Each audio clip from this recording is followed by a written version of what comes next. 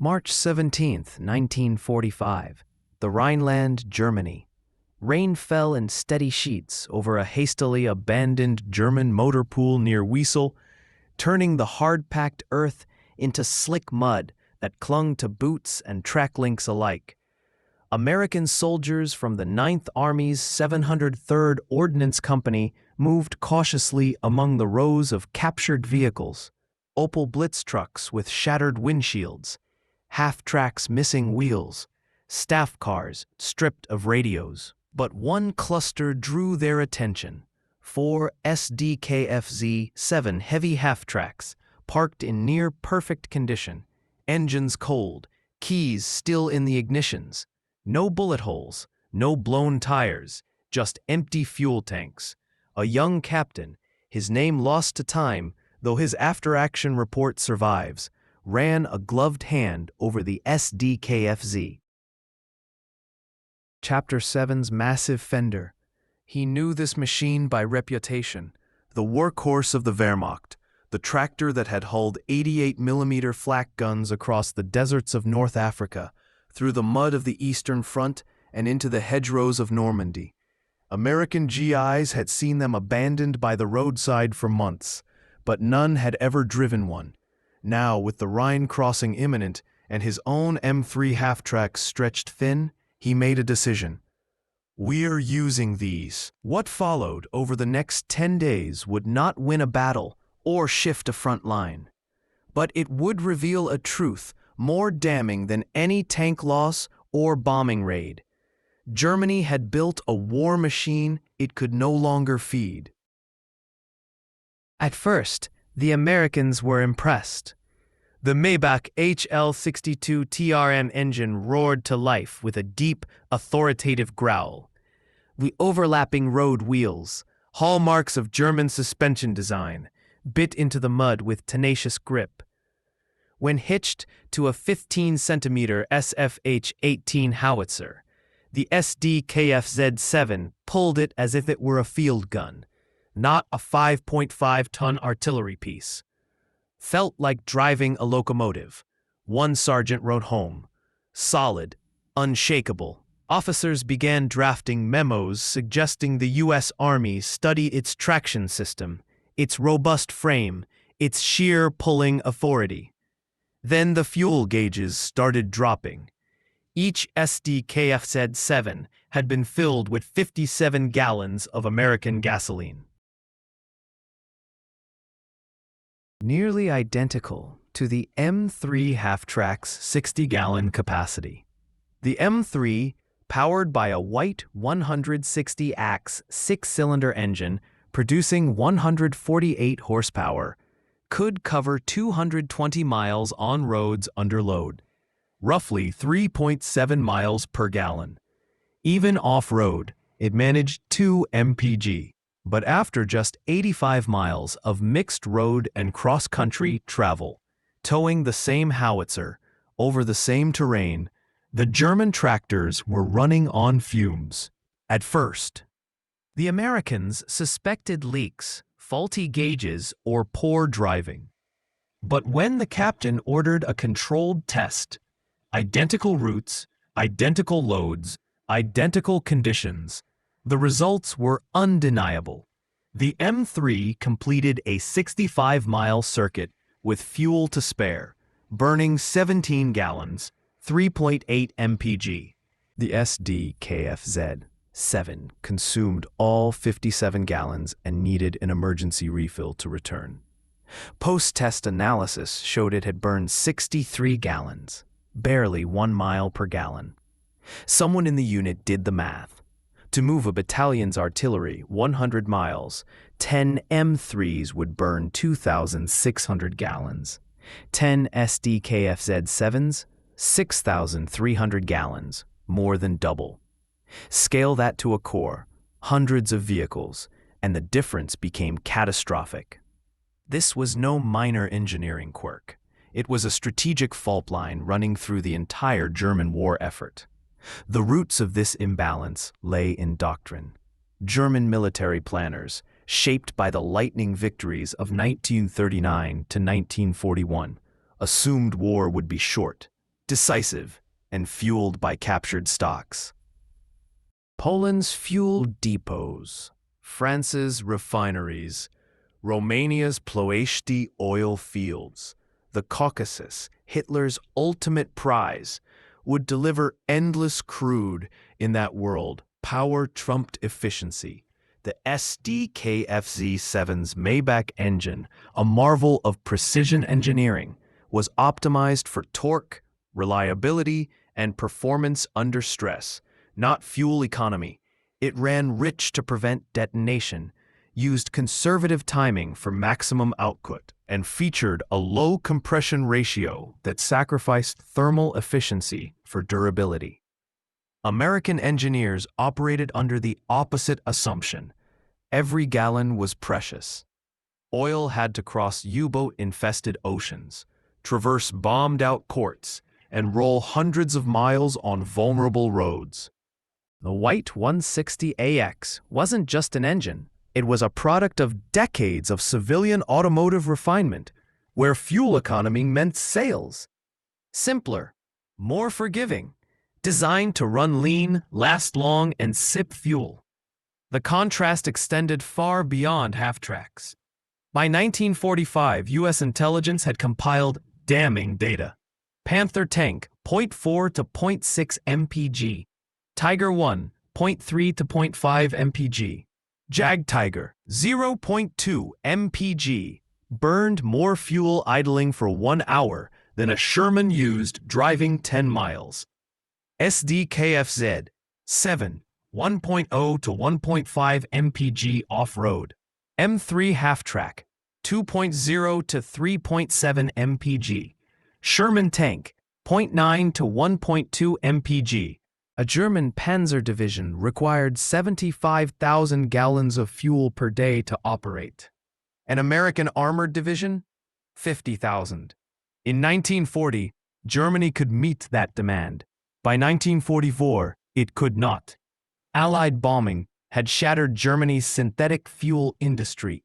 86% of production capacity destroyed by September 1944. The loss of Romania in August 1944 cut off another 30% of supply. German fuel output plummeted from 5.7 million tons in early 1944 to under 1 million by spring 1945. Yet the Wehrmacht's vehicles kept drinking. Nowhere was this more evident than in the Battle of the Bulge. Hitler's last gamble in the West hinged on a desperate assumption. German spearheads would capture American fuel dumps within 48 hours and use that bounty to reach Antwerp. When U.S. engineers blew up the Stavelode fuel depot, 300,000 gallons vaporized in a fireball visible for 20 miles, the offensive stalled. Panther tanks ran dry after 30 miles. Sd.Kfz-7's towing artillery were abandoned within sight of their objectives. Interrogated German officers told the same story. We had ammunition. We had men. We had no fuel. Back in the Rhineland, the 9th Army's experiment continued. A mixed convoy, M3s and Sd.Kfz-7s, was sent 80 miles behind the front to resupply artillery. The American half-tracks returned with fuel to spare. The German tractors needed midpoint refueling or would have been stranded. A tank recovery unit found that captured Sd.Kfz-9 FAMO wreckers could pull disabled Shermans with ease, but their constant fuel stops made them slower overall than American M32s. An artillery battalion noted the Sd.Kfz-7's superior mud traction, but concluded, requires dedicated fuel truck per vehicle, negates tactical advantage. By April 1945, the pattern was unmistakable. American soldiers driving captured German vehicles weren't just learning about foreign engineering. They were witnessing the material collapse of the Third Reich. They saw Tigers abandoned with full ammunition racks, but empty tanks. Panthers parked in neat rows at rail sidings, waiting for fuel that never came. Sd.Kfz 7s left in farmyards, keys and ignitions, as if their crews simply walked away. Some GIs spray-painted messages on the hulls. Out of gas, thanks for the ride, or built like a tank, ran like a sieve. There was dark humor in it, but also a sobering realization. Germany had lost the fuel war before it lost the shooting war. At Aberdeen Proving Ground in Maryland, engineers confirmed what frontline troops already knew. Dynamometer tests showed the Maybach HL62 consumed 30% more fuel per horsepower than the white 160AX. Not due to poor design, but because German engineers had optimized for the wrong metrics. Wide gear ratios prioritized pulling power over cruising efficiency. Final drives were set for torque, not range. Every choice made sense in a short war. Every choice failed in a long one. A September 1945 Aberdeen report concluded, "The Sd.Kfz 7 represents excellent engineering applied toward unsustainable operational requirements. The lesson reshaped American military thinking for generations."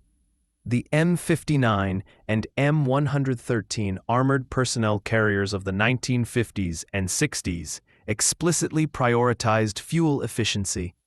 Military vehicle specs now included mandatory MPG thresholds.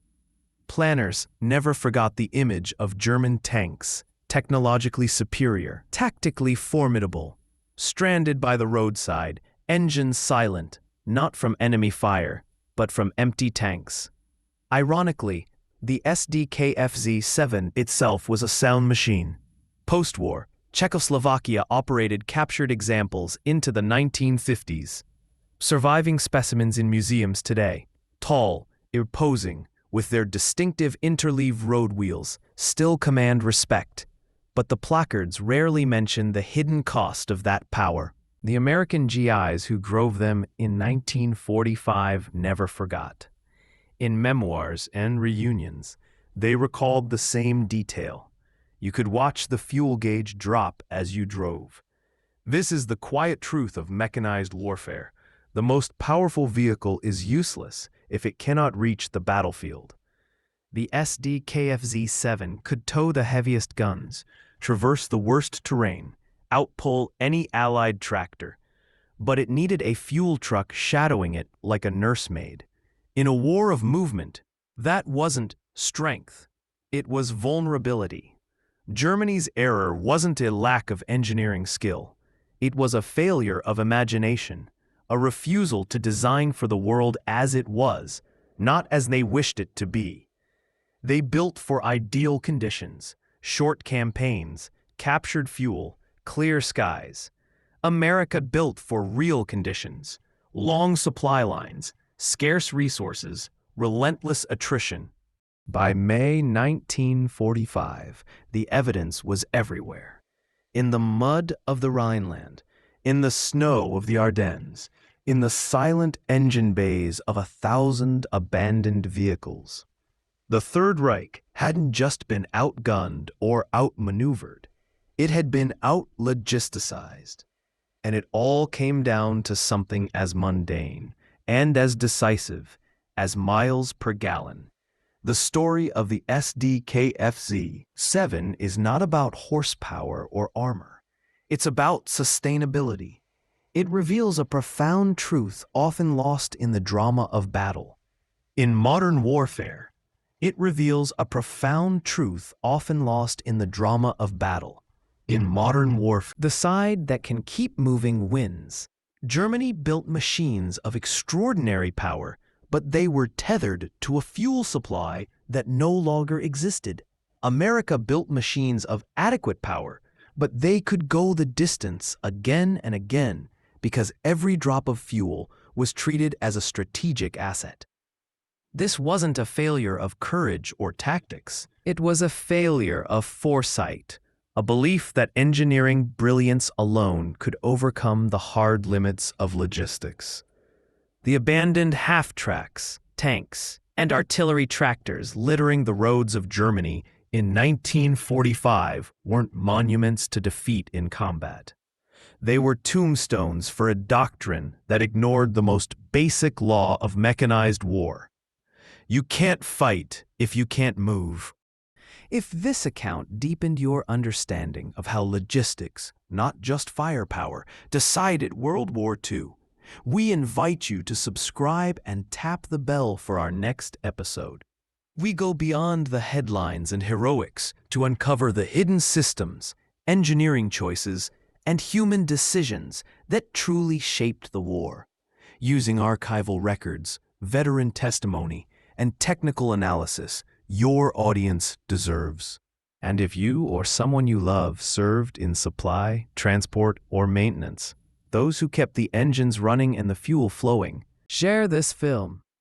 Because their quiet, relentless work was the backbone of victory. This isn't just history. It's a masterclass in why sustainability wins wars.